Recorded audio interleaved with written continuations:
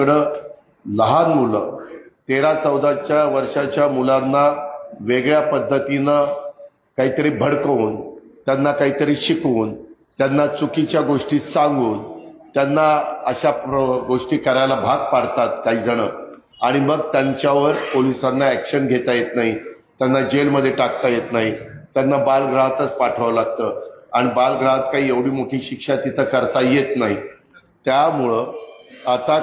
आपल्याला ते 18-21 वयोगट हे खाली आणण्याच्या करता मी अमित भाईंना विनंती केलेली आहे की बाबा 14 वर्षाचा मुलगा जरी अशा पद्धतीनं वागला आणि तो सापडला तर कायद्यामध्ये काही बदल करून त्यांना पण कडक शासन झालं पाहिजे।